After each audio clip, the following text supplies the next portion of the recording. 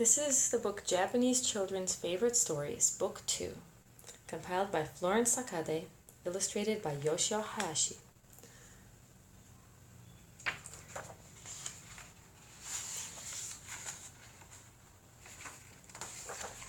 Today we're going to read The Princess and the Herdboy. The Princess and the Herdboy. This is a tale of long and long ago, when the king of the sky was still busy making stars to hang in the heavens at night. The king had a very beautiful daughter. She was called Weaving Princess because she sat at her loom all day long every day. She wove the most delicate stuff in the world. It was so light and airy, so thin and smooth, that it was hung among the stars in the sky and draped toward the earth. It was the cloth that we now call clouds and fog and mist. The king of the sky was very proud of his daughter because she could weave so beautifully and was such a help to him. He was very busy making the sky, you see, and needed all the help he could get. But one day he noticed that Weaving Princess was becoming pale. Well, well, my little princess, the king said, you've been working too hard, I fear. So tomorrow you must take a holiday. Go out and play among the stars all day long. Then please hurry back and help me. I still need much more mist and fog and many more clouds.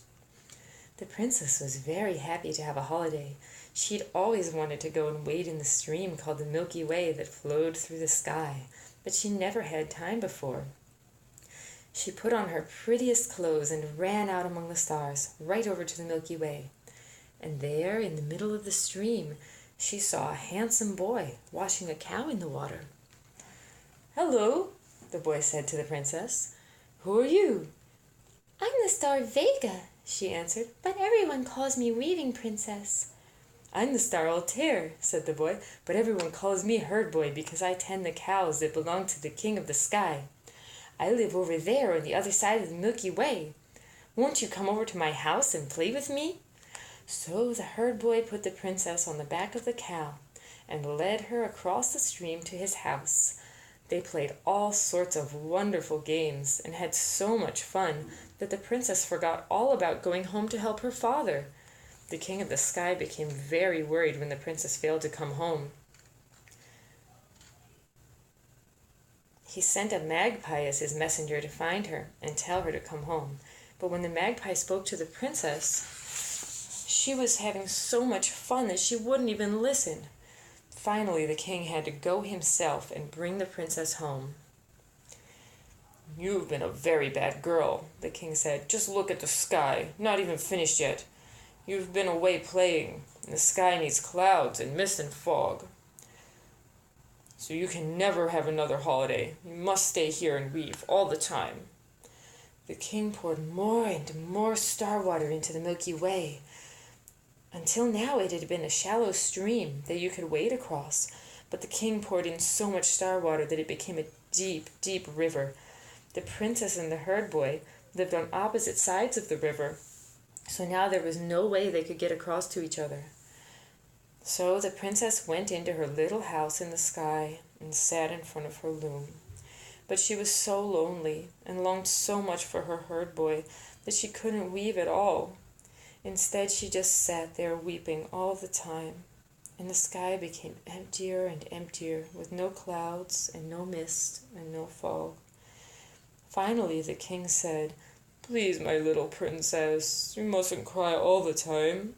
I really need clouds and fog and mist for my sky. I tell you what I'll do. If you'll weave again and work hard, I'll let you go and play with the herdboy one day each year." The princess was so happy when she heard this that she went right to work, and she's been working very hard ever since. But once each year, on the 7th night of the 7th month, the king of the sky keeps his promise to Weaving Princess. He sends a flock of magpies to the Milky Way, and with their wings they make a bridge across the deep river. Then the princess goes running across the bridge of magpies to where the herdboy is waiting for her. and they have wonderful fun playing together for one whole night and one whole day. And that is the reason why Japanese children celebrate a holiday called Tanabata-sama, the 7th night of the 7th month. Children everywhere love to play, and it makes them happy to know that the princess and Herdboy stars are having such fun together there up in the sky. So the children on Earth decorate bamboo branches with bright pieces of paper and wave them in the sky to remind the king of the sky that it is time for him to keep his promise again.